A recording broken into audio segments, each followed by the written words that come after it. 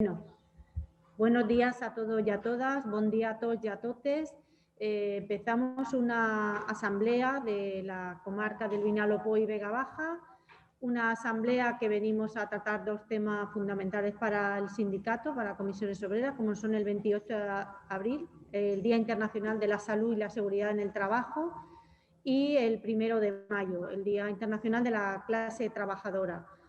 Esta asamblea la hacemos en modalidad dual. Hay unas personas que estáis aquí presencialmente y principalmente hay muchísima gente que se va a ir conectando a través del canal de YouTube de la Federación de Enseñanza de FE, Comisiones Obreras del País Valenciano. En esta ocasión tenemos dos personas que nos van a acompañar por parte de la Confederación Sindical de Comisiones Obreras del País Valenciano, y por parte de la Confederación Estatal nos acompañará nuestro secretario general, Unai Sordo, que estará pues contándonos las principales reivindicaciones de este 1 de mayo. También contaremos, como he comentado, con un compañero de la Confederación Sindical de Comisiones Obreras del País Valenciano, que es Daniel Patiño, que es el secretario de Acción Sindical, Salud Laboral y Medio Ambiente de nuestra confederación, y nos vendrá también a contar las principales reivindicaciones en este 28 de abril, Día de la Salud Laboral y de la Salud y la Seguridad en el Trabajo. El lema que tenemos para este 1 de mayo es: ahora toca cumplir, un país en deuda con su gente trabajadora. Decir que, como sabéis, llevamos unos meses de movilizaciones en torno a los 11 de cada mes, reivindicando la subida del salario mínimo interprofesional, la derogación de la reforma laboral y la derogación de la reforma de las pensiones. Por lo tanto, entiendo que este 1 de mayo va a ir en esa línea, junto con lo que nuestro secretario general, Unai Sordo, nos cuente ahora en breves momentos. Deciros que, bueno, por el tema de la pandemia no se puede hacer los actos como hubiésemos querido, pues una asamblea al uso, como solemos hacer cada fecha cercana al 1 de mayo, pero sí que entendíamos que era necesaria mantener estas asambleas, ¿no? Porque es un espacio importante de formación para los delegados y delegadas que tenemos. Y también es una manera de mostrarnos a la sociedad, porque esto luego quedará registrado y se podrá visualizar cuando queramos. Y siempre que podamos transmitir nuestro mensaje a los trabajadores y las trabajadoras, pues llegaremos a más gente. Deciros también que detrás de mí se ve un teléfono en el que podremos hacer preguntas a Dani Patiño. El tema de la salud y la seguridad en el trabajo es un tema pues que nos atañe a todos muchísimo y que siempre en nuestro día a día de acción sindical pues es algo a lo que recurrimos mucho, en concreto pues a los compañeros que llevan esa tarea en la Unión Intercomarcal.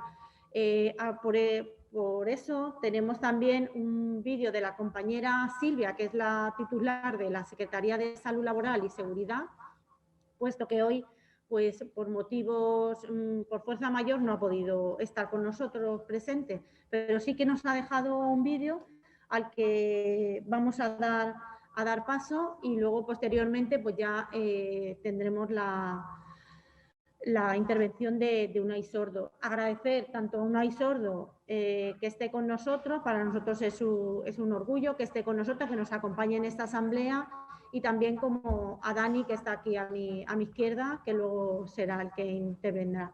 También deciros que tendremos un momentito para planificar, para exponeros un poco las movilizaciones que vamos a hacer en el ámbito del Vinalopó y Vega Baja, pues las concentraciones y si vamos a hacer alguna cosa más, pues para que todos seamos partícipes. Y nada, sin más dilación, ponemos el vídeo de Silvia Catalán.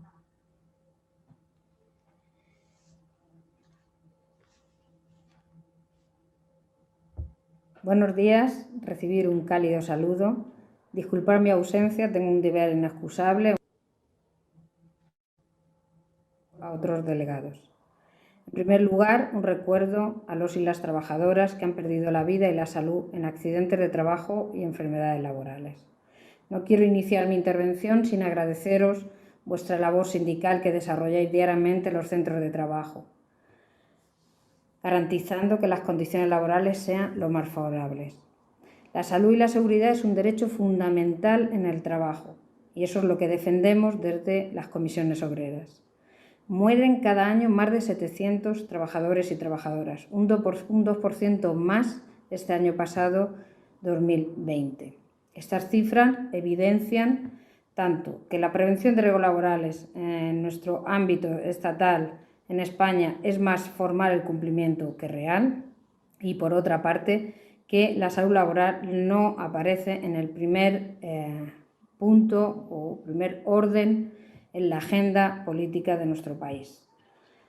Este 28 de abril toca hacer balance, año de pandemia. En primer lugar, destacar las contradicciones entre salud y economía. Y por otra parte, decir que desde esta Unión Intercomarcal, junto con las federaciones afectadas, llevaremos un trabajo arduo, extenso, para conseguir que aquellos compañeros y compañeras que trabajan en centros sanitarios, no siendo personal sanitario, sea reconocida igualmente su afección, su contagio por COVID como contingencia profesional. El 2021 debe ser el año que marque el inicio y el fin del inmenso problema del cáncer de origen laboral. Comisiones Obreras seguiremos trabajando en la defensa de las mejores condiciones de trabajo para el conjunto de la clase trabajadora. Trabajo digno, de calidad y libre de riesgo. Sin más, os deseo una interesante y productiva jornada de trabajo. He hecho una entrada un poco explicando los actos que vamos a llevar a cabo en el 1 de mayo y nada, está todo el mundo que está aquí presencialmente y conectado al canal de YouTube, pues esperando tu intervención. Bienvenido a la comarca y adelante. Muy bien, pues muchas gracias, Carmen. Y lo primero, un saludo a todos y a todas.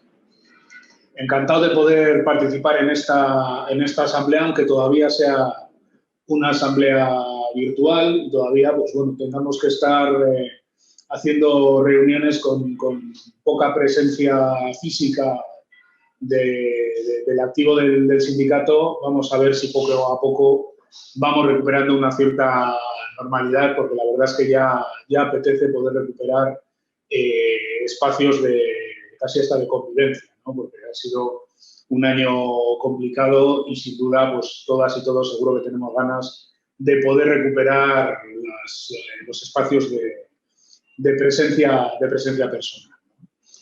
De forma no excesivamente larga, porque soy consciente que estas formas de intervención seguramente son más cansadas de seguir que en las asambleas, como decía, presenciales. Por tanto, de una forma un tanto resumida, voy a tratar de trasladaros la importancia que para el sindicato interpretamos desde la dirección que tiene este 1 de mayo.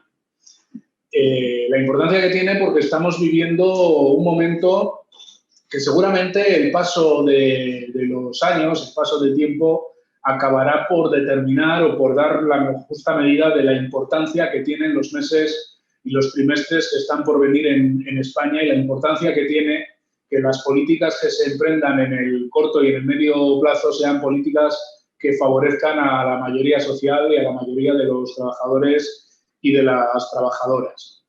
Hace ya más de un año que nos asaltó prácticamente una pandemia y una situación que era absolutamente inédita en la vida de todas las personas que ahora mismo estamos aquí o que podemos vivir en España. Nunca habíamos conocido una situación como esta, una pandemia que tuvo unos efectos sanitarios impresionantes, unos efectos de parálisis de la vida social, de la convivencia absolutamente increíbles y que tuvo unos efectos en la economía como no se ha conocido en España, al menos en periodos de paz, ¿no? Es decir, para encontrar alguna equivalencia en términos de caída de la economía, de riesgo de pérdidas de empleo, habría que remontarse a los periodos de guerra, ¿no? Y esto que, bueno, se ha dicho ya muchas veces, pero no está de más volver a repetirlo para entender la trascendencia de lo que ocurrió en España y fuera de España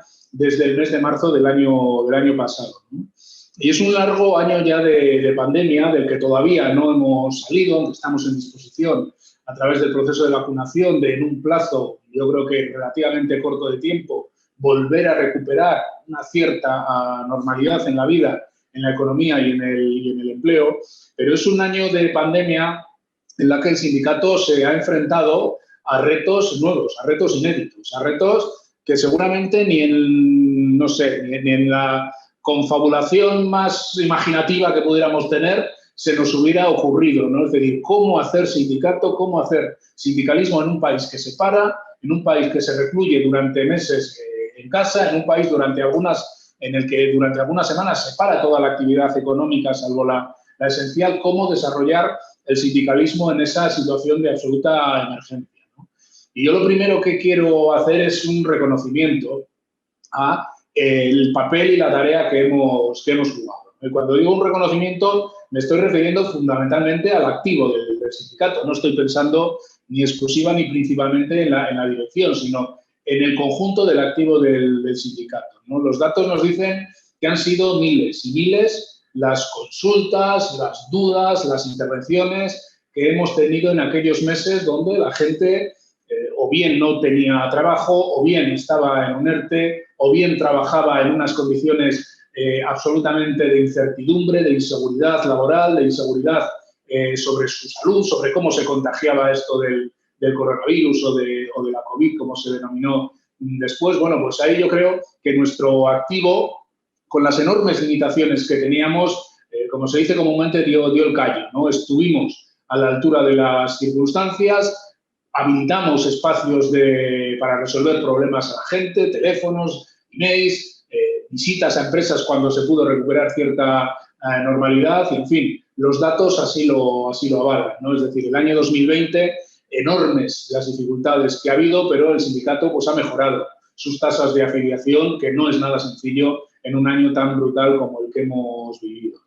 Y además de ese papel, que yo creo que hay que agradecer y hay que reconocer fundamentalmente a todo el activo del sindicato, estructuras territoriales, federales, secciones sindicales, delegados y delegadas en los centros de trabajo, personas que están en las sedes, personas que han trabajado desde sus casas. Además de ese trabajo de reconocimiento, yo creo que hemos dado un salto importante en lo que es la legitimidad de la acción sociopolítica de comisiones obreras y en el propio papel que juega el diálogo social en una sociedad moderna, en una sociedad contemporánea, ¿no? ¿Por qué digo esto? Porque si alguien en el mes de marzo o en el mes de abril, viendo la pinta que tomaban las cosas, hubiera sido capaz de prever que en España, por primera vez en nuestra historia, la caída del empleo ha sido mucho menor que la caída de la economía, seguramente nadie le hubiera creído, ¿no? Y lo cierto es que esto ha pasado en España. Lo cierto es que, aunque estamos en una situación muy delicada, en algunos casos dramática, porque claro que ha habido pérdidas de puestos de trabajo, porque claro que hay millones de personas que han visto reducirse sus ingresos, porque están en el paro, bien porque están en un ERTE y cobran solo el 70% de su base reguladora, bueno, bien porque hay salarios muy bajos que no dan ni para subsistir. Lo cierto es que por primera vez, insisto, en España las tasas de paro no se han incrementado más que la caída de la economía, sino al revés, ¿no? Y esto no ha ocurrido porque sí, no ha ocurrido por un milagro, sino porque se han tomado una serie de medidas, la mayor parte de ellas concertadas en el ámbito del diálogo social y las más importantes, las más decisivas, además, con una clara inspiración sindical, ¿no? La más conocida es la de los traídos y llevados ERTES, que, por si alguien no recuerda, fue una propuesta que se movió en el mes de marzo del año pasado desde los sindicatos, particularmente, tengo que decir, desde comisiones obreras, que concitó un primer acuerdo con las organizaciones empresariales y que a la semana siguiente, en mediados del mes de marzo, acabó en un decreto ley tras un proceso de negociación con el Gobierno de España, ¿no? Pues bueno, en esos ERTE se han acogido 3,5 millones de personas en algunos determinados momentos que, con toda probabilidad, de no haber puesto esas medidas encima de la mesa, hubieran ido en un porcentaje muy importante, mucho más de la mitad de esos 3,5 millones de personas, con toda seguridad hubieran ido al desempleo, ¿no? Ayer, en una interpelación parlamentaria, la ministra de Trabajo hacía referencia a una previsión del Fondo Monetario Internacional que preveía que el paro en España en esta crisis habría superado otra vez, como ocurre siempre en las crisis, el 20%. Y el paro está en un dramático 17%, pero son 3 puntos de diferencia que con legítimo orgullo podemos decir que no se han dado en nuestro país gracias a medidas puestas en marcha, entre otros agentes, por comisiones obreras, ¿no? Y esto es absolutamente fundamental. Yo sé que los ERTEs no solucionan todo, ni muchísimo menos. En España hay muchísima economía sumergida. En España hay muchísimos sectores que trabajan de una forma absolutamente informal, en fraude de ley los contratos temporales, donde se despide a la mínima que hay algún tipo de problema, con trabajo no declarado. Sé que en vuestra comarca algunos de los sectores del textil y alguno más han tenido históricamente estas connotaciones. Es decir, no es que los ERTEs hayan solucionado todos los problemas, ni muchísimo menos, pero sí han sido una palanca decisiva para evitar destrucciones mucho más masivas de puestos de trabajo, ¿no? Por tanto, creo que junto con otros acuerdos, otras intervenciones del sindicato en materia de teletrabajo, en materia de trabajo a distancia, en materia de igualdad retributiva, en materia de intentar regularizar estas situaciones del trabajo en plataforma, de los riders, ese tipo de cosas, hemos tenido un año muy intenso en materia de diálogo social del que podemos hacer una valoración, yo creo que bastante satisfactoria. Con todo y con eso, en España convivimos con situaciones de pobreza severa, con situaciones de exclusión social, con situaciones de personas que no tienen recursos suficientes para pagar los consumos básicos de alimentos o de vivienda o de suministros básicos. Es decir, se ha demostrado en esta crisis que pese a haber hecho un esfuerzo de inversión pública sin precedentes en la historia de España, solo en los ERTEs nuestro país ha dedicado 30.000 millones de euros, que se dice rápido. Es decir, habiendo hecho el mayor esfuerzo conocido para hacer frente a la crisis, aún así hay situaciones de exclusión, de pobreza, de polarización y de desigualdad, producto de un país que todavía tiene un recorrido muy importante que hacer en materia de recaudación fiscal, en materia de servicios públicos y en materia de políticas de rentas, es decir, de suministrar rentas a las personas que no pueden trabajar en determinadas circunstancias. Esto, junto con la lucha contra el paro y la lucha contra la precariedad laboral, tendría que conformar las prioridades de la acción de gobierno en los próximos años, porque, insisto, pese al esfuerzo realizado, España sigue siendo un país excesivamente desigual y con capas de pobreza muy relevantes, incluso de pobreza severa. Bueno, pues este año ha transcurrido, estamos en un proceso de vacunación fundamental para el país, para su salud, para la gente que sobre todo es más vulnerable ante la pandemia, pero también para la recuperación del empleo y la recuperación de la economía. Y estamos en un momento decisivo, y a esto quería ir con la importancia del 1 de mayo, porque en la medida en que recuperemos cierta normalidad económica, en opinión del sindicato y en los análisis que estamos haciendo, va a haber una intensa recuperación de la actividad en la segunda parte del año.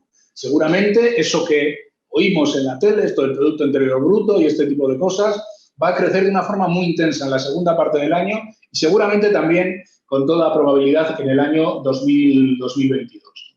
Entonces, en este momento hay que recuperar la agenda que teníamos como sindicato y que se vio interrumpida abruptamente en el mes de marzo del año anterior. Hay que recuperar esa agenda y ya os adelanto que no va a ser nada sencillo porque hay muchos intereses para que esta agenda no vea la luz, al menos en los términos que Comisiones Obreras lo quiere plantear. ¿En qué consiste esta agenda? Pues seguro que nos lo habéis oído decir, seguro que lo habéis leído en los documentos del sindicato, en cualquier debate interno que hayáis podido tener, ¿no? En primer lugar, de corregir una serie de reformas que se hicieron en la última década y que son la explicación de buena parte de los problemas de desigualdad, bajos salarios y precariedad que tiene nuestro país. Me estoy refiriendo particularmente a la reforma laboral, a la reforma de pensiones, a la reforma del desempleo y a las no reformas fiscales que se han dejado de hacer en España. Y España está en un momento en el que tiene que decidir, porque además se ha dado una circunstancia nueva, y es que Europa ha dado una respuesta muy distinta a la crisis a la que dio en el año 2010. En Europa se han puesto en marcha una serie de fondos de recuperación que van a hacer llegar a nuestro país, si todo va bien, 140.000 millones de euros en los próximos 6 años, y esto es una oportunidad de dar un salto muy importante en mejorar la estructura económica de nuestro país. Por tanto, hay una situación nueva, pero España tiene que pensar qué país quiere ser a medio y a largo plazo. Y tiene que utilizar convenientemente estos recursos europeos, y luego diría una cosita muy breve al respecto, pero sobre todo tiene que acometer una serie de reformas urgentes, algunas comprometidas con Europa y otras que las tiene que hacer porque las tiene que hacer si queremos un país más justo, más solidario y más inclusivo. Y ahí es donde tenemos que apretar ahora mismo, porque las resistencias van a ser enormes. Esto de corregir, derogar, revertir, o como lo queramos llamar, la reforma laboral, por mucho que forme parte del programa de gobierno, los intereses para que no suceda son evidentes. Y no vienen particularmente de una presión externa, de una presión europea. No van por ahí los tiros, aunque se nos quiera asustar con ese discurso, ¿no? Viene de intereses económicos y políticos muy determinados. En España sigue habiendo un nivel de empresariado muy bajo, una forma de rentabilizar muchas empresas en nuestro país basado en bajos salarios y en precariedad permanente, que se van a resistir como gato panza arriba a modernizar y a hacer más justa nuestra regulación laboral. Y ahí es donde hay que apretar. Nosotros le estamos planteando al Gobierno recuperar la agenda que teníamos en el mes de febrero, que consiste en atacar en 2 fases que tienen que ir prácticamente a la vez de forma temporal, pero que en nuestra opinión tienen 2 fases, que tienen que ver con recuperar los equilibrios en la negociación colectiva. España necesita que los convenios colectivos vuelvan a ser un espacio de disputa entre empresas y trabajadores mucho más equilibrado de lo que son ahora mismo. España necesita revertir eso que nos habéis oído decir muchas veces de la preferencia aplicativa de los convenios de empresa, que dicho en castellano quiere decir que los convenios de empresa pueden reducir los salarios de los convenios sectoriales hasta el punto que hay sectores enteros donde se están pagando salarios de miseria porque empresarios, que es mucho llamarles empresarios, que son meros explotadores, se han dedicado a provocar estos convenios donde, cobrando prácticamente el salario mínimo interprofesional, bajan los salarios de los convenios sectoriales en actividades como pues, las camareras de piso, son el sector más conocido, la gente que hace las habitaciones en los hoteles y que tiene que hacer 21, 22, 23 habitaciones para poder llevarse un salario muy bajo a sus casas, pero también en otros sectores vinculados a la logística, a la ayuda domiciliaria, a sectores que nos consta que a través de estos convenios de empresa están tirando a la baja los salarios, ¿no? Y esto hay que revertirlo, hay que recuperar los equilibrios en la negociación colectiva. No puede ser que en España el empresario o la empresaria prácticamente sin causa económica alguna pueda modificar lo que hemos pactado en un convenio o en un pacto de empresa, ¿no? Entonces, hay que recuperar el valor de esa negociación colectiva, que es un elemento central en la disputa de los salarios, en la disputa de la riqueza que tenemos que librar desde comisiones obreras. Y a la vez, o prácticamente a la vez, paralelamente, hay que hacer una acción decidida contra la precariedad laboral. Mirad, España no puede ser el campeón de Europa en temporalidad. España, con crisis o sin crisis, siempre tiene una tasa de temporalidad que está entre el 25 o el 26%, es decir, que 26 de cada 100 trabajadores y trabajadoras están con contratos temporales, como mucho como poco 25 o 26%, que en los peores años ha estado por encima del 32%. En los años de la burbuja inmobiliaria, porque en general en la construcción la temporalidad es la fórmula habitual de contratación. 32% quiere decir que 1 de cada 3 trabajadores con un puesto de trabajo en España rota habitualmente por contratos temporales. Y esto directamente es insostenible. Y hay que, dicho en Román Paladino, hay que meterle mano a esta situación. No puede tolerarse durante más tiempo. Claro, ¿cómo hay que hacer esto? Pues esta es otra de las peleas que vamos a tener. En España hay que hacerle frente a la utilización de los contratos temporales que en general, lo sabéis seguramente mejor que yo, se dan en fraude de ley sistemáticamente. La mayor parte de los contratos temporales en España están en fraude de ley. ¿Y por qué se utiliza tanto la contratación temporal en España? Hay quien dice que es porque tenemos un tipo de economía, un tipo de tejido productivo con muchos componentes estacionales, el turismo, el campo y este tipo de cuestiones, ¿no? Hay que decir que esto no es verdad, o solo es una pequeña parte de la verdad, porque en España la contratación temporal se utiliza mucho más que en Europa, también en los sectores industriales, en casi todos los sectores que funcionan a través de subcontratas, donde las duraciones de los contratos se ligan a las duraciones de los contratos mercantiles de las subcontratas, y todo esto ha instalado toda una cultura empresarial de la temporalidad y de la precariedad. Y esto hay que romperlo, y esto no va a ser fácil, porque las empresas se han acostumbrado, muchas empresas, no todas, pero muchas se han acostumbrado a tener colchones de personas temporales que en cuanto hay algún tipo de problema económico, de ciclo económico, de cambio en la forma de producir, o simplemente por lo que sea, se van a la calle con indemnizaciones muy bajas, porque en España, para quien no lo sepa, el despido es libre. Es prácticamente libre, no es gratuito, pero es libre. ¿Por qué digo que el despido es libre? Porque aunque haya un despido improcedente, es decir, donde queda claro que no había causa para ese despido, el que elige si hay readmisión o no es el empresario. Con lo cual, en la práctica, te vas a la calle sí o sí, con indemnizaciones que suelen ser muy bajas porque las antigüedades de los contratos temporales suelen ser muy cortas.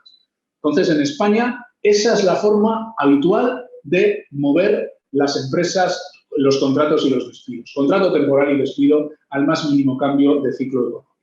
Claro, esto es lo que hay que romper. Y nosotros le estamos diciendo al Gobierno que si hay que reducir los contratos temporales en España, pues habrá que hacerlo. Pero reducir los contratos temporales servirá para poco si no se persigue de verdad que los contratos temporales respondan a una causa real. Es decir, el contrato tiene que ser indefinido y solo cuando hay causas reales de temporalidad se podrán utilizar contratos temporales. Y cuando no respondan a esa causa real, tiene que haber medidas lo suficientemente duras como para que disuadan a las empresas de utilizar el contrato temporal, porque si no, no haremos nada.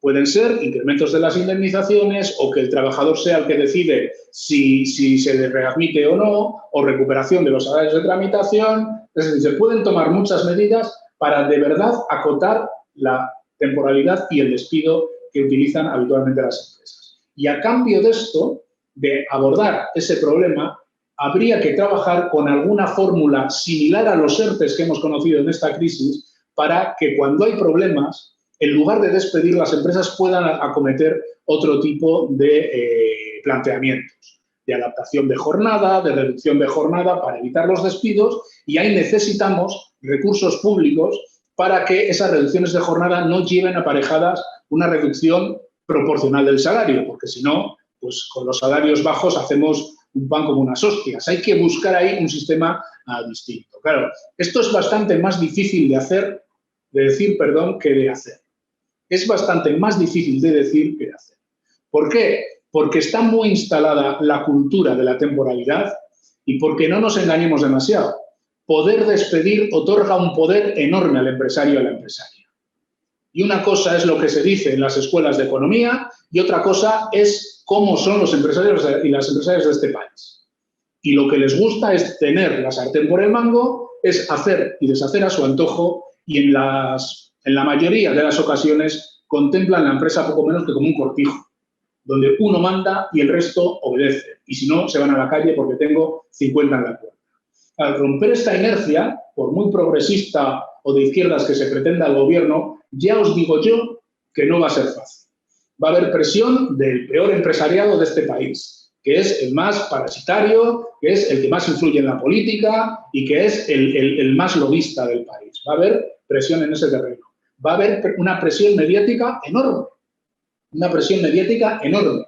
Y no porque los medios sean particularmente de derechas y este tipo de cosas, que en parte también, sino porque son parte interesada en este viaje. Las grandes empresas de comunicación son particularmente hábiles a la hora de tener relaciones laborales precarias. Son los que utilizan la temporalidad, la subcontratación, el trabajo de los freelance o de los falsos autónomos, es decir, suelen ser especialistas en utilizar este tipo de prácticas más allá luego de la línea editorial de cada medio de comunicación. El poder económico se va a resistir, una parte importante del poder económico. El poder político no os quiero contar, luego diré alguna cosa de la situación de polarización política. Por tanto, va a ser sumamente complicado este debate, por mucho que aparentemente el Gobierno en su programa recoja propuestas bastante parecidas a las que ahora mismo desde Comisiones Obreras se puede defender. Pero una cosa es lo que se recoge en los programas y otra cosa va a ser la correlación de fuerzas que seamos capaces de impulsar en esta negociación. Y ahí el 1 de mayo es una fecha clave. ¿Por qué es una fecha clave? Porque estamos convencidos y convencidas de que el proceso de negociación que tenemos por delante va a tener que ir acompañado de un proceso de movilización. Yo no sé si creciente, yo no sé hasta dónde va a tener que llegar el proceso de movilización, pero hablando en plata, en esta negociación va a haber que enseñar las uñas. Y hasta ahora, lógicamente, con la pandemia hemos estado muy limitados en las posibilidades de movilización, pero a partir del 1 de mayo, a partir de recuperar cierta normalidad, creo que hay que ir interiorizando que va a haber que mover el cotarro, por decirlo de alguna forma. Y el 1 de mayo, en ese sentido, tiene que ser un punto de inflexión. Hay más temas muy importantes que estamos abordando, particularmente todo lo que tiene que ver con las pensiones. Las pensiones es uno de los debates estratégicos que tiene España. Yo creo que el debate estratégico realmente es todo lo que tiene que ver con el proceso de envejecimiento de la población española. Porque el debate de las pensiones, de cuántos recursos se utilizan para pagar pensiones, yo no lo desligaría del todo de otros debates que vamos a tener que abordar como país de mejora de los sistemas sanitarios, de los sistemas de atención primaria en la sanidad, de prevención sanitaria, de residencias o de ayuda domiciliaria y de ayuda a las personas dependientes, a situaciones de dependencia. Porque vamos a una población crecientemente envejecida con las connotaciones y con las consecuencias que tiene todo esto, y luego diré alguna cosa de la fiscalidad. Pero el debate de las pensiones es un debate en sí. Es un debate en sí. En España, por mucho que las pensiones se estén revalorizando ahora en base al IPC, tenemos que recordar que la reforma del año 2013 está vigente. La reforma del Partido Popular está absolutamente vigente en este momento. La reforma del Partido Popular es aquella que recogía una revalorización de pensiones del 0,25, que supondría una pérdida de poder adquisitivo durante mucho tiempo para los pensionistas y las pensionistas en España, y que recogía un factor de sostenibilidad que, tal como lo enunció el Partido Popular en la ley, combinado con esa revalorización del 0,25%, supondría que en los próximos años, en las próximas décadas, las pensiones en nuestro país perderían aproximadamente un 30% de su cuantía media. En declaraciones que ha hecho el actual ministro de Seguridad Social, no me invento yo el dato, lo ha dicho él, con la reforma de pensiones vigente del año 2013, las pensiones en España van a perder 30 puntos de poder adquisitivo en las próximas décadas. Y esto no se puede tolerar, porque esto supone llevar a millones de personas pensionistas en nuestro país a situaciones de que no va a llegar para los gastos mínimos, no va a llegar ni para comer, porque un porcentaje no menor de nuestras personas pensionistas, de hecho, tienen ya pensiones que van muy justitas para cubrir los gastos básicos, no digo ya con una pérdida de 30 puntos en el nivel de protección.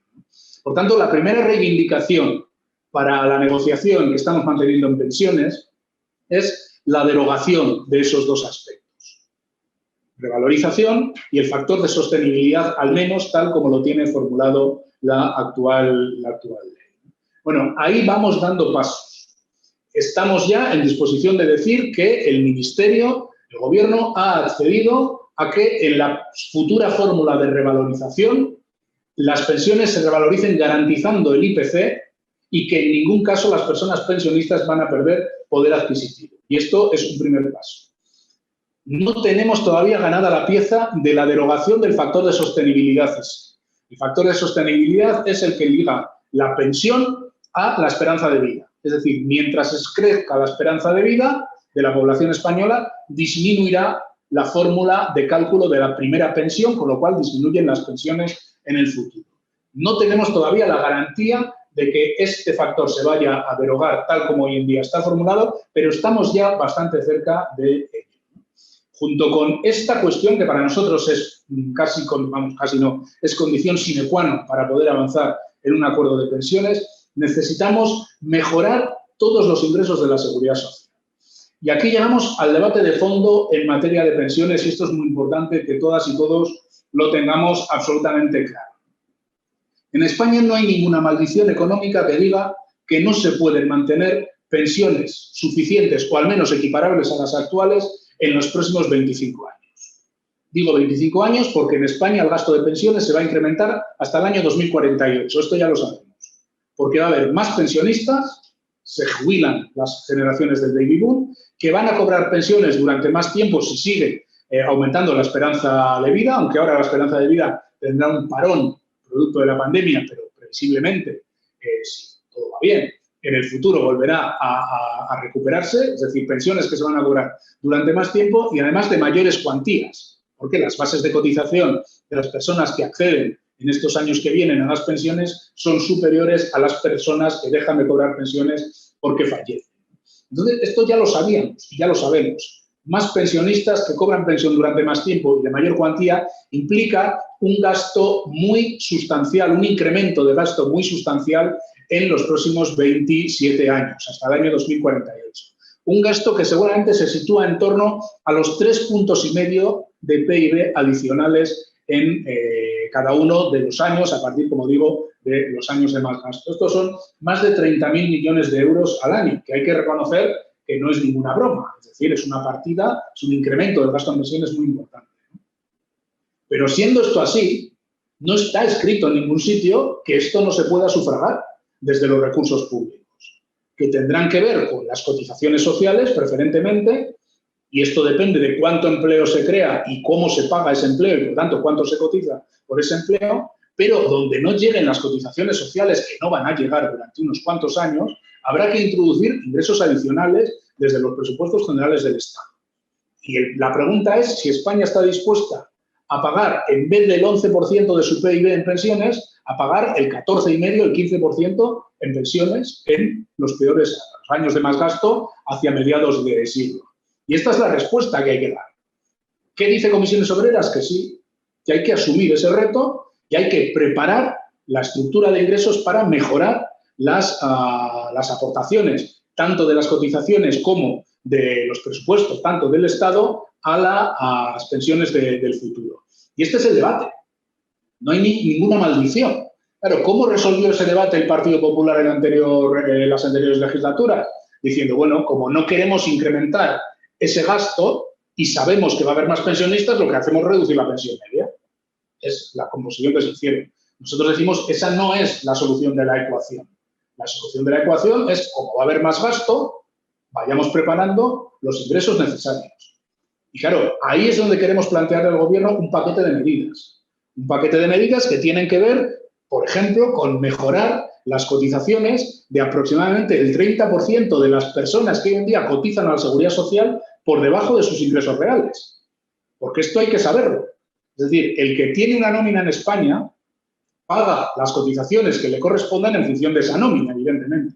Pero el que tiene una nómina por encima del tope de lo que se llaman las bases máximas de cotización, no cotiza por todo su salario. Los salarios más altos en España no están cotizando por todos los salarios, por todo el salario que perciben a la Seguridad Social. Entonces le estamos diciendo al Gobierno, hay que destopar las bases máximas de cotización.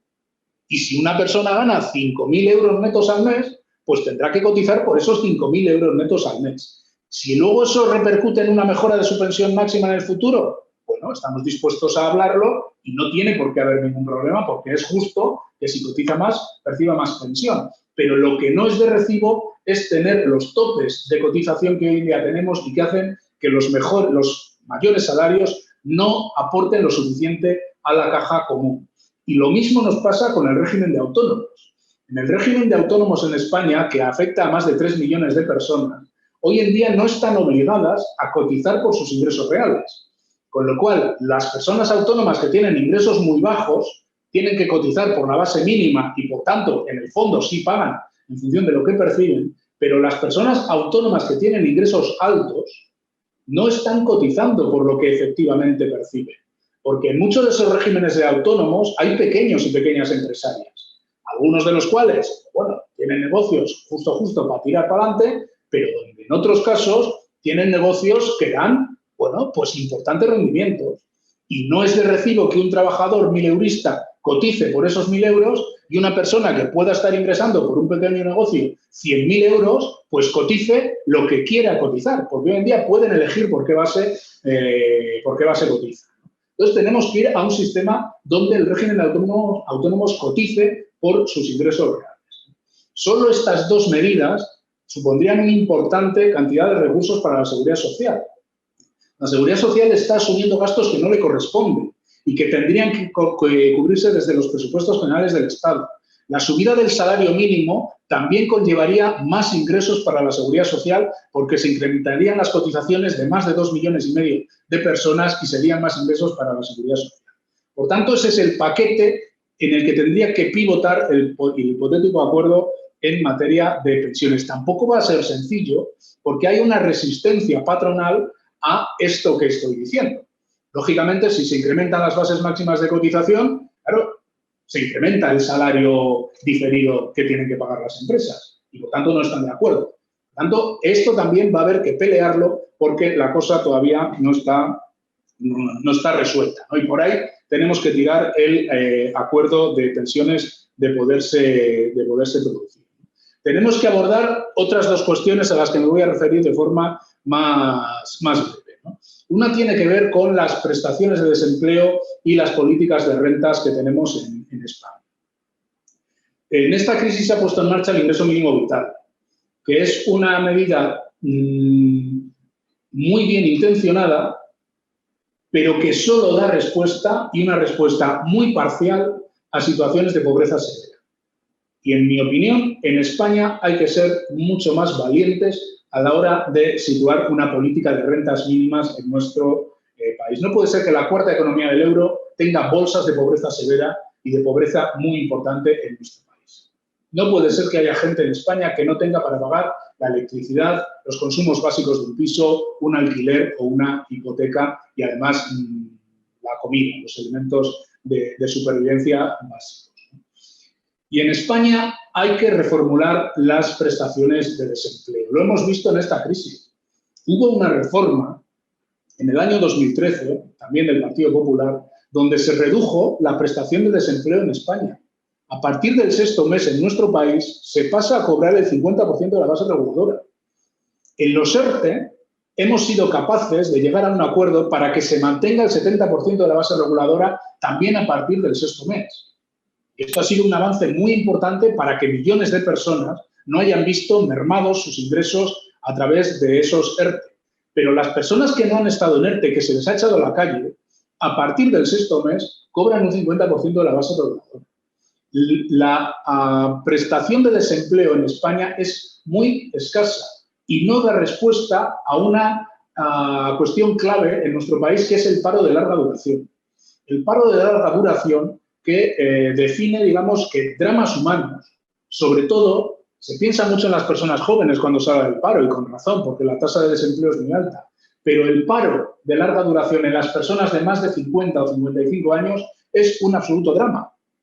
Y donde tenemos que avanzar en una política sobre prestación de desempleo y prestación de rentas mínimas que eviten esas situaciones de exclusión y que permitan a las personas que ya tienen muchas dificultades para incorporarse a un puesto de trabajo a determinadas edades, a acercarse o poder asomarse, digamos, a la jubilación sin que sus pensiones se vean drásticamente mermadas. Y este es otro de los planteamientos que tenemos que hacer. Y luego, con el tema de las reformas que yo creo que tiene que acometer el país, termino con esto, está el tema fiscal. Mirad, la demagogia que se está utilizando ahora, como sabéis, supongo que os habréis enterado, porque si no os habéis enterado es porque vivís en Marte, supongo que sabéis que hay elecciones en Madrid. No paran de dar la turra con las elecciones de Madrid y con la vida política de Madrid. Hay elecciones en Madrid donde se está armando un discurso de las distintas derechas que es absolutamente vergonzoso sobre la fiscalidad que necesita nuestro país, ¿no? Y además lo digo en un territorio como es el País Valencià, que dentro del sistema de financiación autonómico es seguramente el territorio que peor sistema de financiación autonómica tiene. Y esto hay que darle una vuelta, ¿no? Pero daros cuenta que abordar el proceso de mejorar los sistemas de financiación autonómico parte de una premisa previa muy importante. Y es que España tiene que mejorar sus niveles de recaudación general en materia fiscal. Para los que dicen que en España se pagan muchos impuestos, hay que decir que en España paga muchos impuestos quien los paga. Quien los paga. De la nómina no se escapa nadie. De la gente de la nómina no se escapa nadie. Pero en España hay muchísimo fraude fiscal, muchísima economía en B y muchísima elusión fiscal, que es una forma de no pagar impuestos dentro de la legalidad y de la que se aprovechan fundamentalmente los grandes grupos empresariales que tienen asesores que les indican bien cómo hacer ese tipo de cosas. Que no se nos escape un dato. Lo que algunos llaman presión fiscal, que yo creo que es mejor llamar contribución o corresponsabilidad fiscal en España, es decir, el volumen de nuestra economía que se recauda a través de la fiscalidad está en España entre 6 y 7 puntos de PIB por debajo de la media europea. Europea, ¿eh? No estoy hablando ni de Venezuela, ni de Cuba, ni de Corea del Norte, ni de Singapur. Estoy hablando de la media de la Unión Europea, es decir, de Alemania, de Francia, de Italia, de Holanda, de los países que están en la Unión. ¿Sabéis lo que supone esa diferencia, ese diferencial de 6-7 puntos de PIB? Pues unos 77.000 millones de euros al año menos de los que España debiera contar en su sector público de tener una fiscalidad equiparable a la europea. ¿Os acordáis cuánto os he dicho antes, no sé si lo he dicho, que será en el futuro el incremento de gasto en pensiones en los años de más gasto en torno al 2045-2048? Pues un diferencial con lo que hoy en día se paga de unos 30 y tantos mil millones de euros al año. Es decir, solo con recorrer la mitad de la diferencia de recaudación que tiene España con los principales países europeos, solo con recorrer la mitad se podría cubrir la diferencia de gasto en pensiones que va a tener este país en los próximos 25 años. ¿Cómo os quedáis? Pues aquí el gobierno, sobre todo los gobiernos que se llaman progresistas o de izquierdas, tienen que ser valientes para decir la verdad a la gente y no caer en la trampa de las derechas o del neoliberalismo en decir que para crecer hay que rebajar impuestos, como defiende, por ejemplo, el Partido Popular de Madrid, intentando crear poco menos que un paraíso fiscal en Madrid. No lo hacen porque no lo pueden hacer, porque no tienen las competencias para hacerlo, pero en los tramos que manejan fiscalmente comunidades como Madrid, el Partido Popular de Madrid, por ser más exactos, su idea es atraer inversiones por la vía de hacerles apenas pagar impuestos. Y esto es un despiporre, así no se puede armar un país. El otro día, la responsable del Tesoro norteamericano, Estados Unidos, pues tampoco parece un régimen comunista, ¿no? Y este Biden, el actual presidente, pues no deja de ser un miembro del Partido Demócrata, que se supone que es el partido un poco más progresista que el otro partido conservador, donde estaba el chalao de Donald Trump, pero no deja de ser un partido de orden, un partido establishment puro en Estados Unidos. Joe Biden es un hombre que en España sería de centro, por no decir de centro-derecha.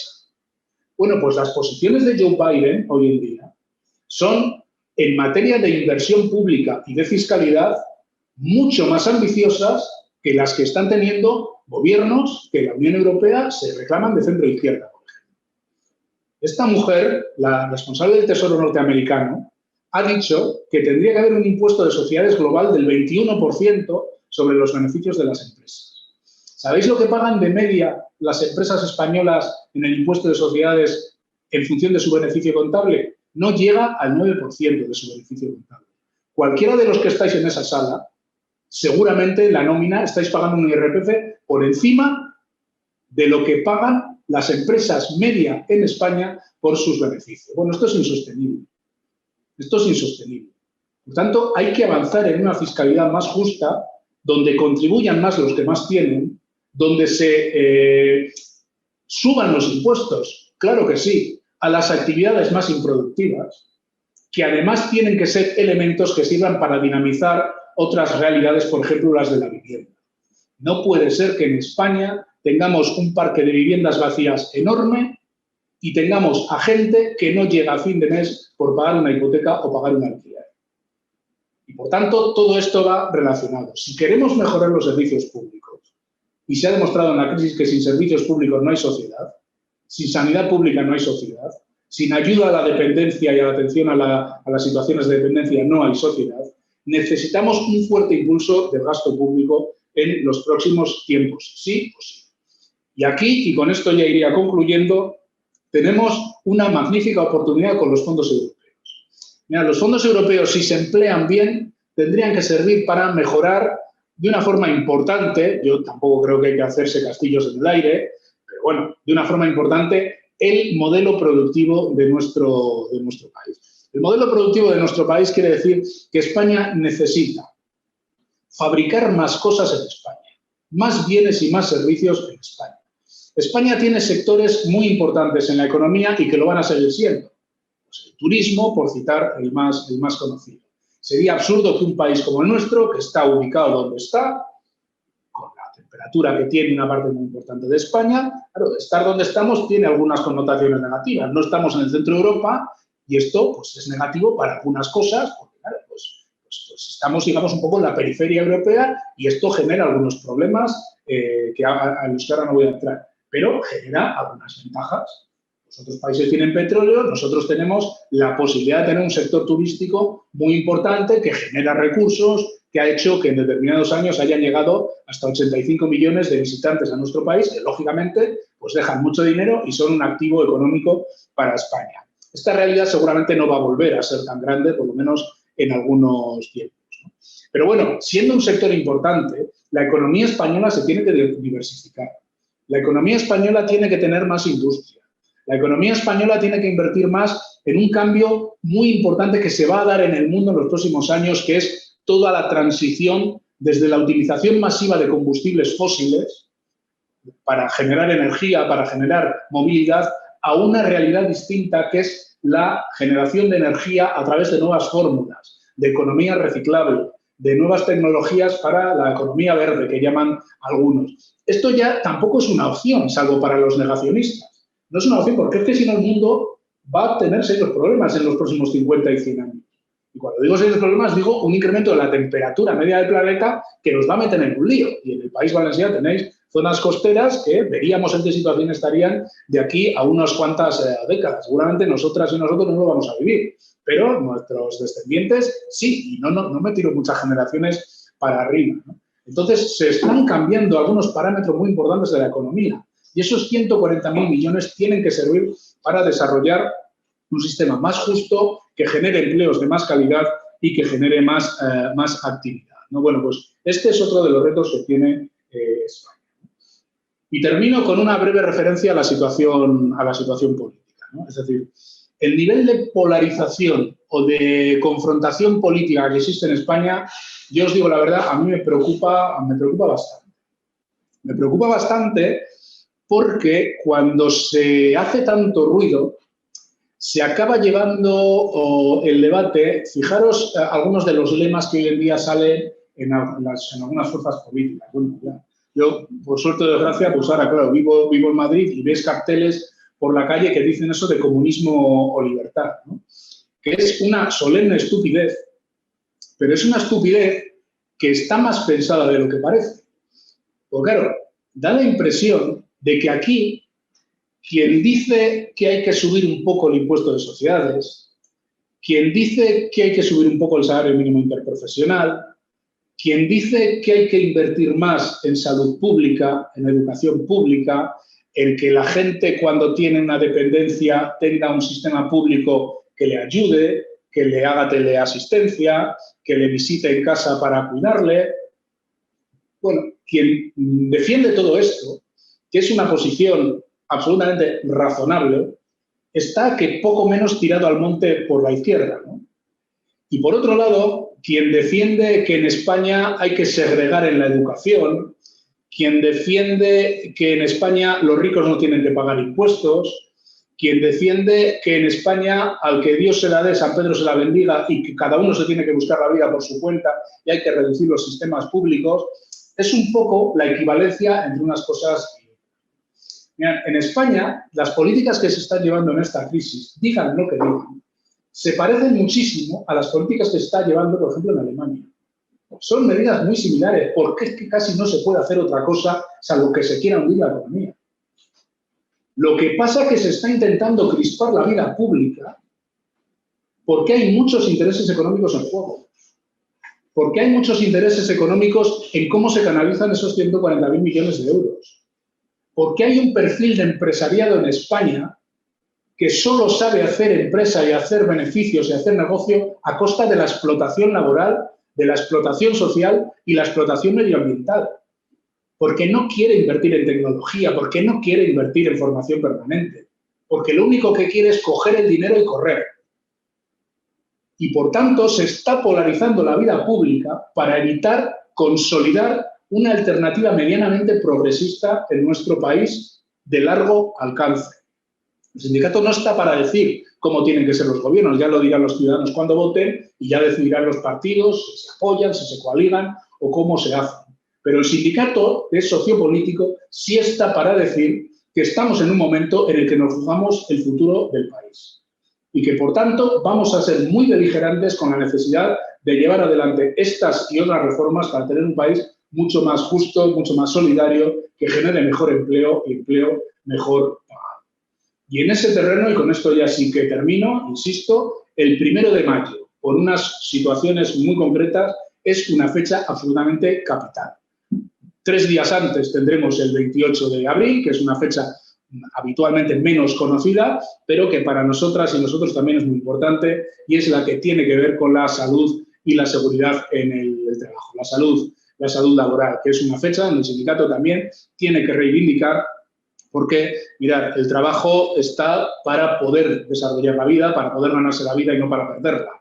Y la precariedad, entre las muchas condiciones, entre las muchas consecuencias que tiene, una de ellas es que genera situaciones de riesgo laboral, de accidentes laborales, de enfermedades profesionales que durante mucho tiempo no se han atajado y es otra fecha de reivindicación. Pero insisto, el 1 de mayo os insto, os llamo a la movilización dentro de las normas de seguridad, de mantener las distancias necesarias, lo que en cada sitio estipuléis que hay que tener las precauciones para evitar cualquier tipo de foco de contagio, pero sí que intentemos tener una presencia contundente en la calle, porque nada de lo que ganemos en el futuro nos va a venir gratis, ni porque pueda haber un gobierno en este momento más afín a los planteamientos sindicales. Va a haber que ganarlo con la negociación, pero también con la movilización. Y por mi parte, nada más y, bueno, pues muchas gracias.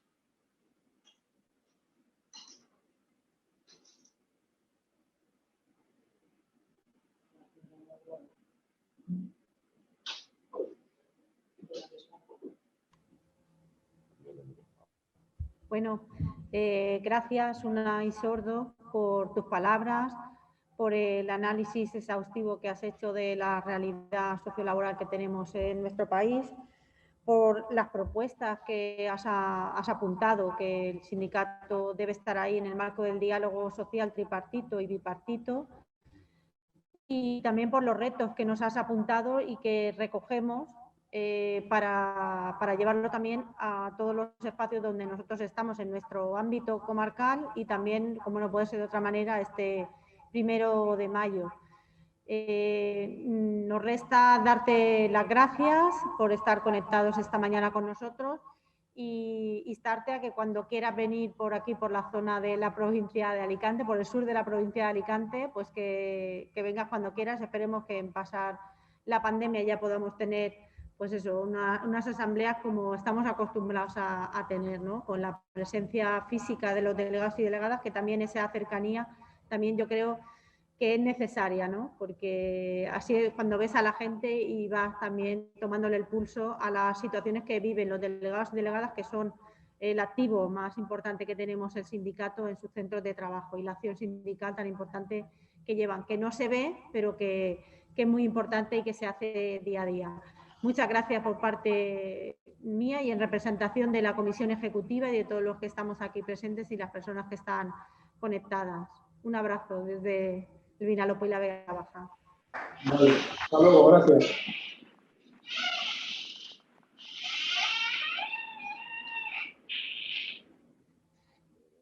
Vale, pues ahora le vamos a dar paso al compañero Dani Patiño, responsable secretario de Acción Sindical, Salud Laboral y Medio Ambiente de la Confederación del País Valenciano, que nos va a apuntar también los retos y la situación que tenemos en el ámbito de la seguridad y salud en el trabajo en el Día Internacional de la Seguridad según el Trabajo, que es el día 28 de abril.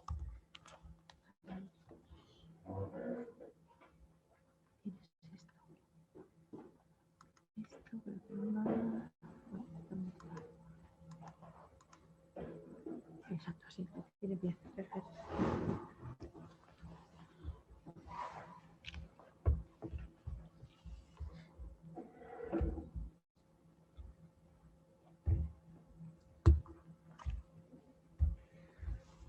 Bueno, pues buenos días a todas y todos los que estáis y las que estáis aquí presencialmente, y así como todas aquellas personas que estén conectadas o que posteriormente, porque siempre recordamos que esto queda para la posteridad, puedan visualizar o volver a ver las intervenciones tanto de nuestro secretario general como del resto de personas que han participado.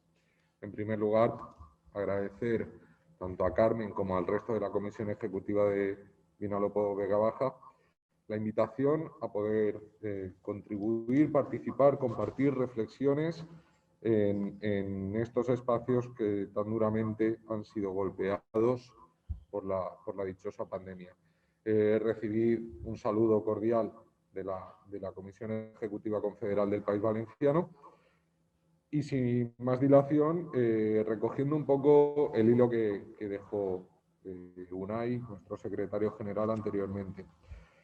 El día 28 de abril, él señalaba que es una fecha poco conocida. Es una fecha para recuerdo, es una fecha triste, es una fecha de reivindicación. Es una fecha donde desde hace más de 30 años la Organización Internacional del Trabajo reconoció que era necesario poner en valor a las personas trabajadoras que fallecían como consecuencia de accidentes de trabajo y enfermedades profesionales, intentar reparar con un mínimo de justicia, ojalá fuese más justicia social, pero con un mínimo de justicia, una situación aberrante que se venía produciendo y se viene produciendo en numerosos centros de trabajo, además con carácter internacional. En ámbito internacional, los datos de la Organización Internacional del Trabajo están ahí. Fallece una persona, un trabajador o una trabajadora cada media hora como consecuencia de accidente de trabajo. Queremos resaltar, así como viene en el manifiesto tanto de las organizaciones sindicales en España como de la Confederación Europea de Sindicatos, el recuerdo, el llamado a la responsabilidad por los más de 6.500 personas fallecidas en la construcción de unos estadios para un mundial de fútbol, en unas condiciones absolutamente esclavistas y aberrantes, y forma parte de esa clase trabajadora, de ese movimiento internacionalista que Comisiones Obreras presume y quiere presumir de abanderar. Queremos también hacer el recuerdo porque dentro de 2 días se va a cumplir el aniversario de otro accidente donde hay más de 1.300 personas trabajadoras fallecidas, con más de 200 niños en el derrumbe del edificio Rana Plaza en Bangladesh, que muchas y muchos verán como algo muy lejano. Pero cuando les hablamos de marcas como Mango, H&M, el Corte Inglés, etcétera, todas las conocemos. Pues esa ropa se fabricaba en ese edificio que se derrumbó con la tragedia en un accidente de trabajo jamás vista en este siglo. Queremos recordar, pero también queremos reivindicar. El 28 de abril es una fecha para poner en valor algo que durante muchos años ha pasado casi inadvertido, que se ha limitado a al cumplimiento de obligaciones documentales sin ser implantadas y que tiene claro impacto en nuestra vida, que tiene claro impacto en nuestro entorno, como es la aplicación y el cumplimiento de la Ley de Prevención de Riesgos Laborales, que ya ha cumplido un cuarto de siglo y que probablemente sea la ley que más se incumple en este país. ¿Por qué? Pues porque en relación a algo que señalaba el secretario general anteriormente, aquí tenemos un tamaño de empresa muy reducido, es cierto, pero eso no es óbice para que la cultura empresarial que actualmente tenemos diste mucho de acercarse a unos parámetros aceptables de trabajo decente. Nos han obligado durante la pandemia, o nos han querido obligar, a tener que elegir en una dicotomía absolutamente perversa y absolutamente marciana, que era entre salud y economía. Lo que no nos pueden ni nos tenemos que dejar obligar es a que nos hagan elegir entre jugarnos la vida en un puesto de trabajo o la propia relación contractual. Parecía al principio de la pandemia que se iba a incorporar esos aspectos relacionados con salud pública, pero con un claro impacto en el mundo del trabajo, puesto que se ha demostrado que es uno de los vectores de contagio y de transmisión, tanto los espacios cerrados como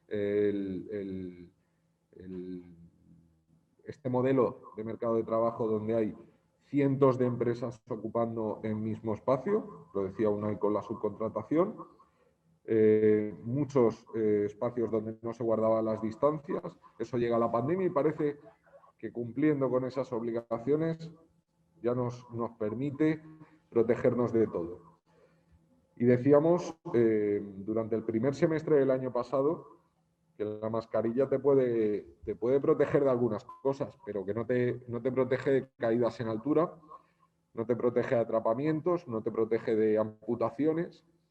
¿Qué estaba fallando cuando se estaban invirtiendo determinados medios económicos, técnicos, organizativos y de producción para la protección de ese riesgo biológico? Y por contra se estaban incrementando el número de personas que fallecían por accidente de trabajo con las causas más frecuentes como las que hemos comentado. Caídas en altura porque se subían. ¿Quién les mandaba a subir? ¿Qué medios de protección?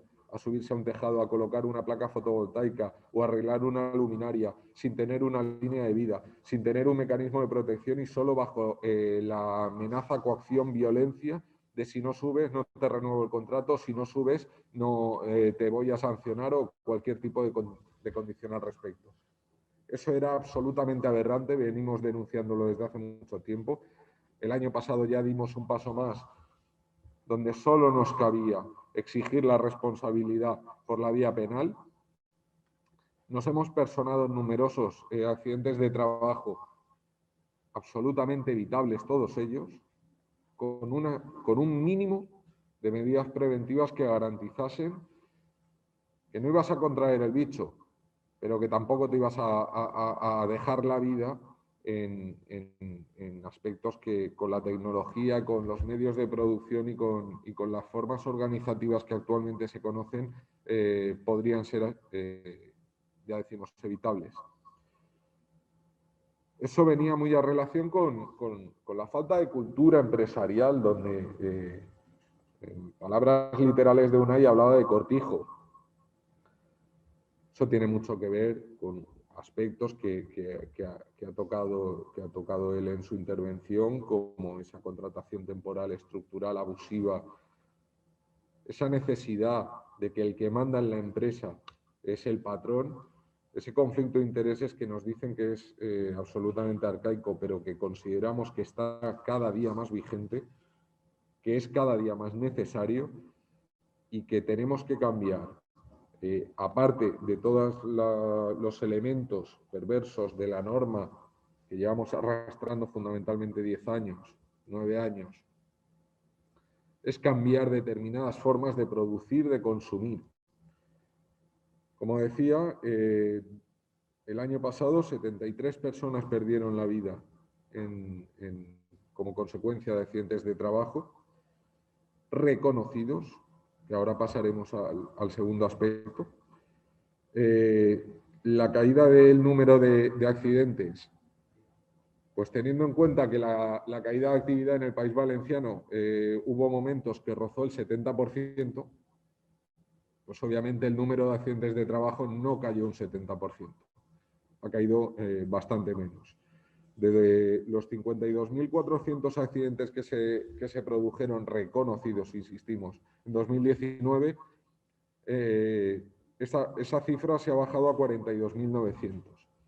Son cifras absolutamente inasumibles que demuestran una debilidad estructural del mercado de trabajo, una debilidad estructural de las formas de participación y una mentalidad obsoleta empresarial que poco o nada encajan con las vindicaciones del movimiento sindical en favor de una cultura preventiva en todas las fases de la vida y en todas las fases del trabajo, desde la educación más primaria hasta posteriormente a la jubilación, puesto que también somos conocedores y conocedoras de que existen accidentes que en este caso no se reconocen como accidentes de trabajo, en gente que se ocupa de la agricultura cuando ya está jubilado y que vuelca el tractor y solo con los medios con la falta de medios de protección que tienen, pues ahí se nos quedan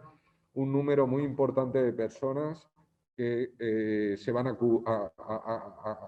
cuidar el cultivo de su huerto los domingos por la mañana.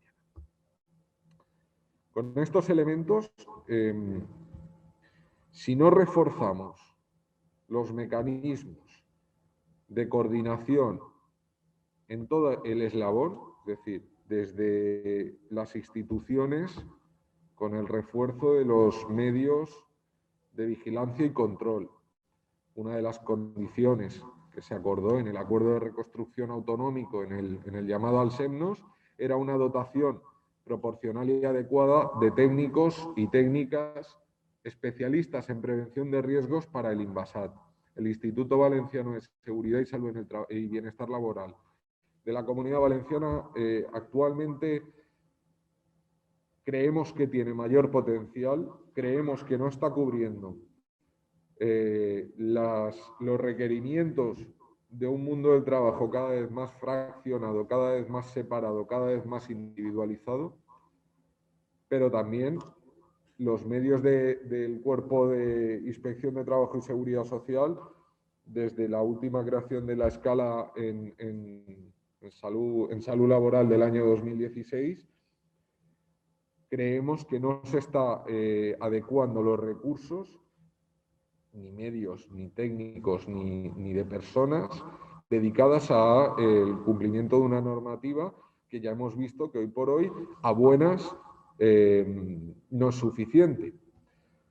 Una de las cuestiones que más repite la Inspección de Trabajo en su memoria anual es que la obligación en prevención de riesgos laborales se ha convertido en una obligación documental en detrimento de cualquier factor de integración dentro del proceso productivo, de cualquier factor de mejora de la productividad. Es decir, también tiene un aspecto económico, aparte de la protección de la vida de las personas.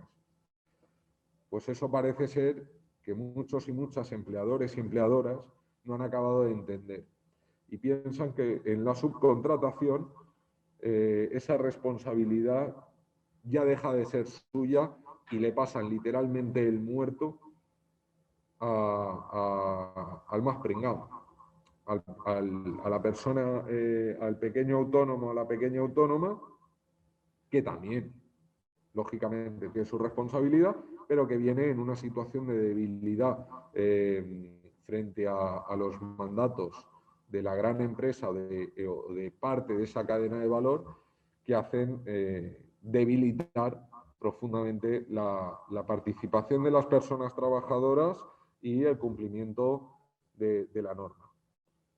Unai hablaba de que uno de los aspectos, tanto la temporalidad como la subcontratación, genera precariedad y la precariedad mata. Corroboramos plenamente ese extremo, puesto que a la vista de los informes que recibimos y de la investigación de los accidentes en todos aquellos donde nos hemos personado, vienen a corroborar los extremos que estamos señalando.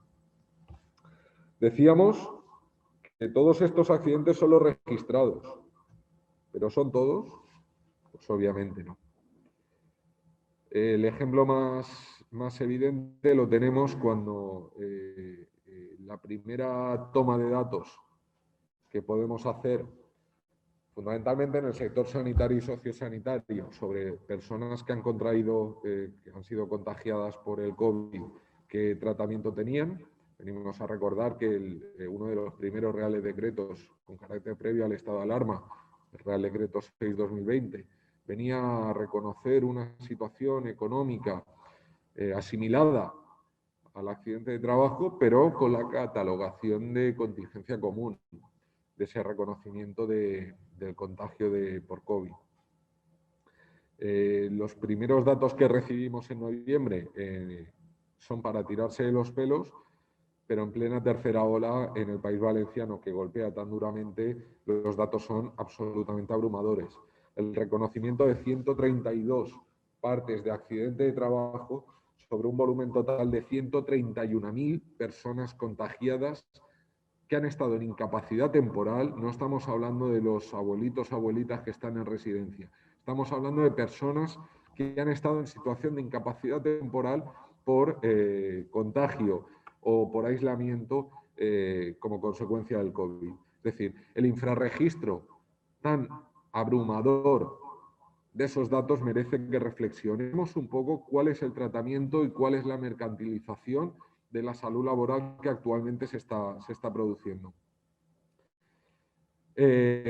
Obviamente eso no solo tiene consecuencias económicas en el corto plazo, el reconocimiento a efectos económicos del accidente de trabajo y todas las personas que han fallecido, que les han dejado secuelas de una maldita enfermedad, que ha dejado tantísimas secuelas que pueden dar lugar a ser reconocidas como incapacidades permanentes en grados totales y absolutos, donde la prestación va a ir conforme a la situación de reconocimiento si es contingencia común o contingencia profesional.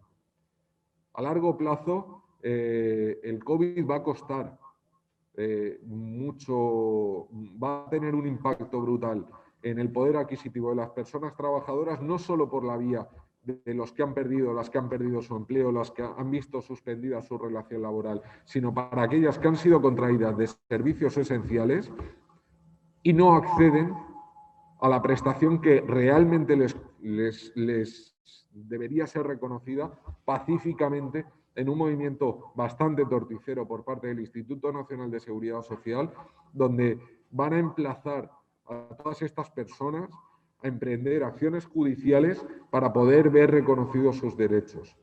Ese era el tratamiento que se le da a las personas de los servicios esenciales. En el mes de diciembre hubo una modificación muy reclamada por esta organización, abanderada por la Federación de Sanidad y Servicios Sectores Sociosanitarios, del reconocimiento de la enfermedad profesional. Y lo saludamos. Pero obviamente dista mucho del reconocimiento total de todas esas personas que han estado jugándose el tipo cuando muchas de ellas o estaban en relación laboral suspendida o tenían la posibilidad de trabajo a distancia. Esa gente que fue contagiada por vectores en el centro de trabajo, en muchos casos con condiciones de trabajo absolutamente lamentables, no tienen reconocida esa enfermedad profesional, no está integrada en el catálogo de enfermedades profesionales del Real Decreto del 2006. Instamos tanto al Instituto Nacional de Seguridad e Higiene en el Trabajo como al Ministerio de Trabajo y Economía Social a que dé un paso al frente, a que extienda esa protección al colectivo de personas que han estado en primera línea, puesto que la salud laboral de esa gente también es esencial. Con todo ello, una de las cuestiones que afortunadamente el movimiento internacional ha evitado sus conflictos de intereses entre propios sindicatos de otros países, y se ha consensuado una cuestión que parece bastante interesante y que desde España y desde esta organización se venía reclamando, que es la integración de la salud laboral, la petición de integración de la salud laboral como derecho fundamental, algo que se adoptó en una resolución de la Confederación Europea de Sindicatos y que se va a trasladar a la próxima Conferencia Internacional del Trabajo que se desarrollará en el seno de la Organización Internacional del Trabajo próximamente, donde lo que se busca es tener un marco normativo internacional estable, equilibrado, donde el reconocimiento de esa salud laboral no quede relegado a lo que siempre decimos, la salud laboral no es un gasto, es una inversión productiva. No es solo el cuidado de la vida de las personas, sino es el impacto económico que tiene el tratamiento, la reparación, la corrección de esos accidentes, de esa siniestralidad laboral que impacta claramente en las cuentas económicas y que en este país, nuevamente, volvemos a la cultura empresarial, se opta por un modelo mercantilizado donde se externalizan unos costes, se externalizan unas eventualidades que deberían integrarse dentro del proceso productivo. Y obviamente nos estamos refiriendo al sistema mutualista, a cómo se externaliza esa prevención, esas medidas correctivas que tienen un claro impacto en el proceso productivo hacia profesionales y hacia empresas con claros intereses económicos, que debemos reprobar con toda la firmeza posible, puesto que al principio de la situación del estado de alarma conocimos de muchos casos de servicios de prevención ajenos que, como las ratas cuando se hunde el barco, aprovecharon la situación para solicitar la causa de fuerza mayor para poder suspender las relaciones laborales mediante expedientes de regulación temporal de empleo. Esa huida hacia adelante, donde esto no va conmigo, debe ser firmemente reprobada, firmemente rechazada, donde si tienen que competir y tienen que complementar a ese Servicio Nacional de Salud, lo menos que se les puede exigir a las personas que dirigen esas empresas es que den la cara y cambien absolutamente sus conductas. Del mismo modo, vivimos en la segunda ola una situación absolutamente esperpéntica que requiere también un cambio normativo de una de las miles de reformas que aprobó el Partido Popular en su primer mandato de mayoría absoluta, pasando el rodillo por encima de todo, de todos y de todas, que era el proceso de impugnación en caso de una alta médica. Nos encontrábamos en la segunda ola una situación donde por colapso de atención primaria y colapso sanitario, te podías encontrar que en 10 días no te hubiesen hecho la PCR. Por tanto, el protocolo sanitario del Ministerio de Sanidad recomendaba la emisión del alta médica, pero no teníamos la certeza, ni la persona posiblemente contagiada tenía la certeza de estar en plenas capacidades físicas para poderse reincorporar y no ser otro vector de transmisión dentro del centro de trabajo. Ahí es cuando decían que las bajas se tenían que extender porque no podíamos consentir que se reincorporasen. Cuando nosotros y nosotras llevábamos 8 años peleándonos por un sistema absolutamente injusto de un decreto que se modifica en el 2013, donde nos dice que en caso de disconformidad con el alta médica, peléese con el Instituto Nacional de Seguridad Social.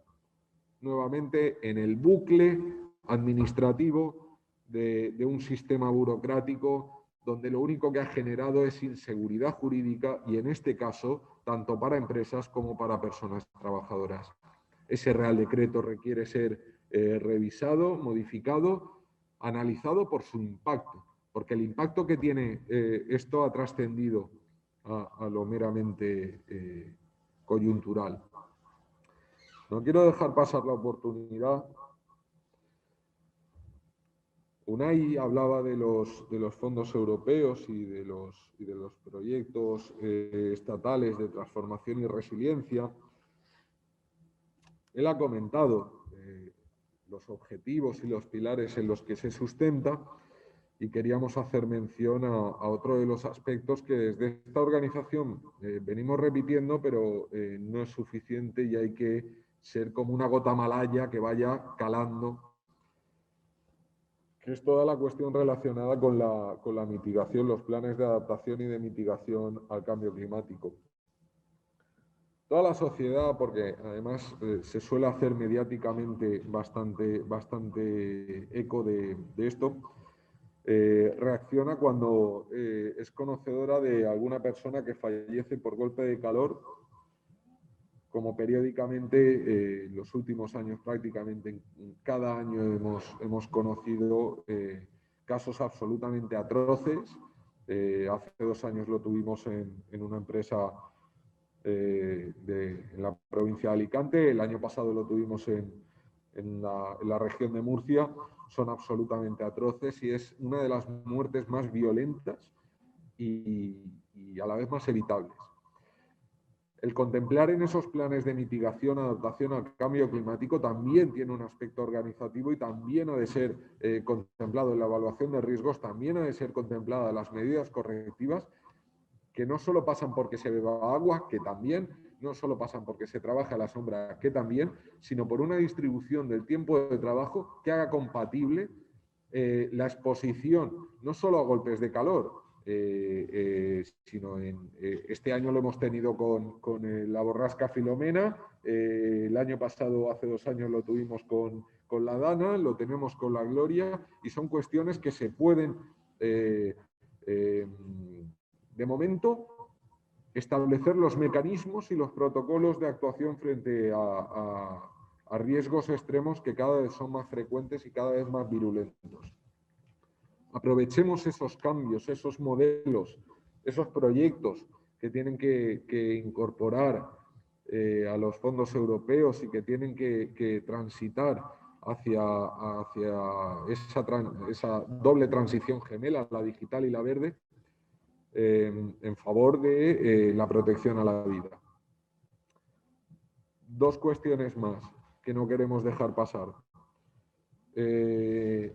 La primera de ellas también es consecuencia de la pandemia, que va a tener un impacto a medio y largo plazo absolutamente brutal y que tenemos que prestar toda la atención, todos los ojos y toda la consideración que es al impacto tan intenso que ha tenido en los riesgos psicosociales, en el estrés laboral y, en definitiva, tienen como consecuencia un deterioro abrumador de la salud mental. Esto no va de bromas, como dicen en el Congreso de los Diputados, vete al médico. Aquí hemos estado expuestos y expuestas a unas situaciones jamás conocidas, cada uno en su vertiente o en su ámbito de actuación o en su entorno, donde afecta de una u otra forma. Aquí no se puede hacer una tabla rasa de a qué personas les va a afectar más, a qué colectivos más. Hay estudios de que si a los jóvenes, hay otros estudios que si a las mujeres.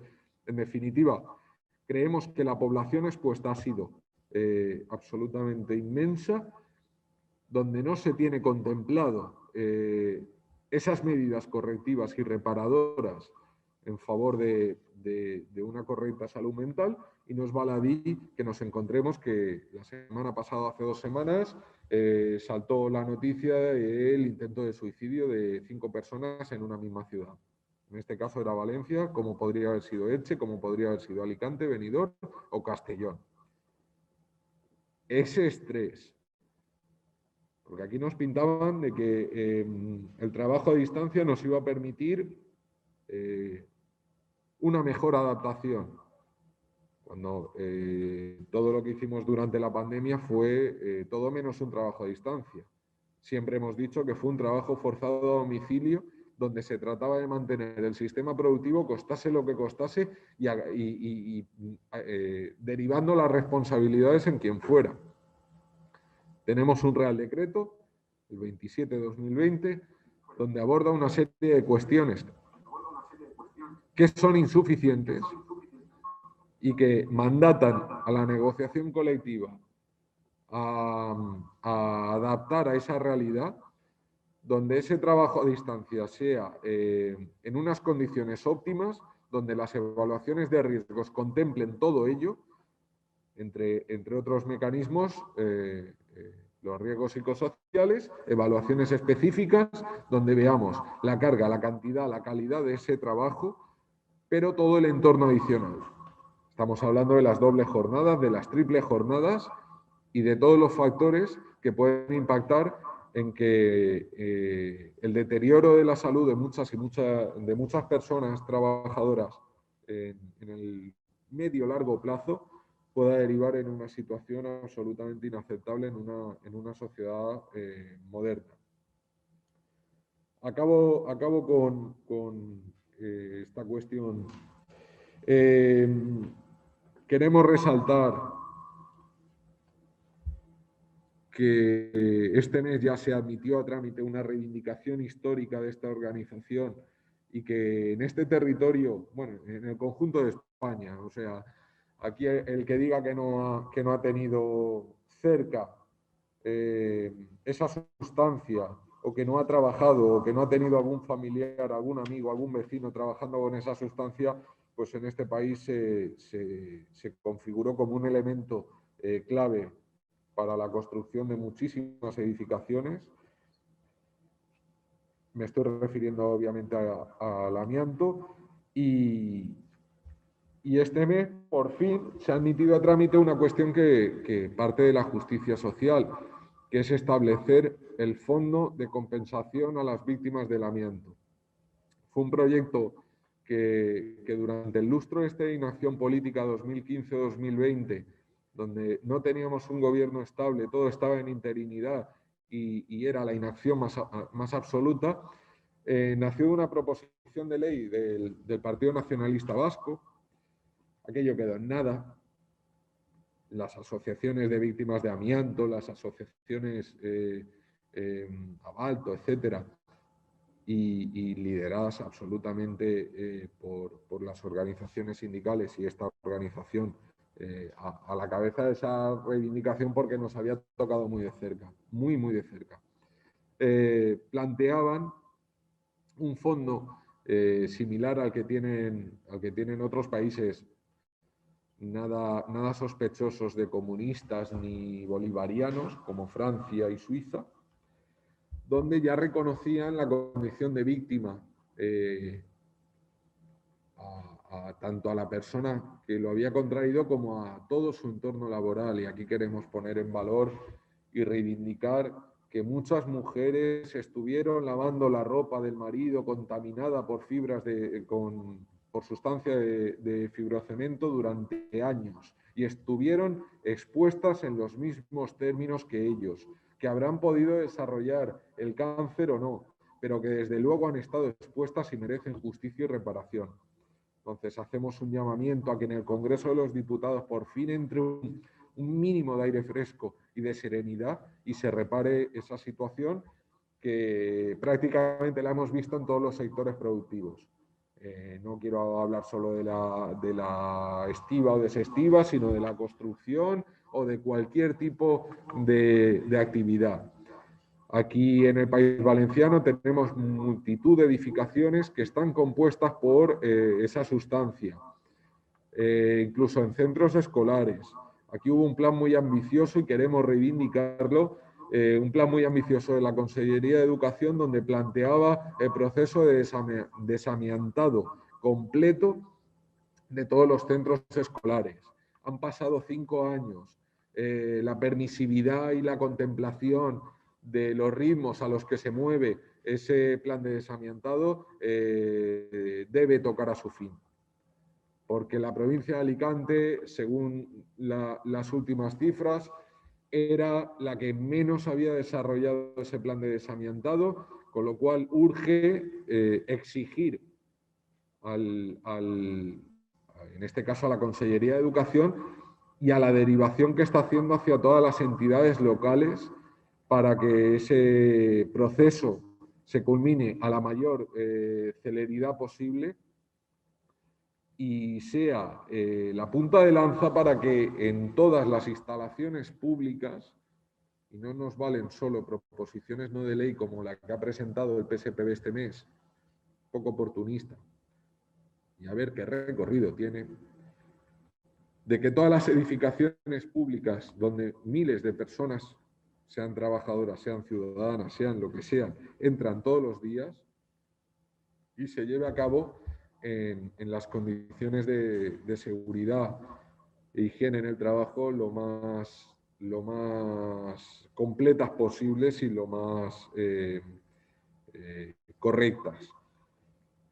Por mi parte, quedo a vuestra disposición para cualquier consulta o aclaración. Simplemente hacer el llamamiento a que el 28 de abril, por redes, en los actos que se convoquen por parte de las organizaciones sindicales, por organizaciones ciudadanas, por organizaciones de víctimas, salgamos a la calle, movamos cuestiones por redes, demos visibilidad a todo esta, en recuerdo a todas las víctimas, que son nuestras víctimas, porque son la clase trabajadora, y en reivindicación a una seguridad y salud en el trabajo que nos permita una vida digna, y para ello es necesario establecer entornos seguros y superar de una puñetera vez que esto no es un gasto, que es una inversión productiva y que solo saldremos de esta crisis y cambiaremos el modelo productivo a partir de trabajo decente. Gracias.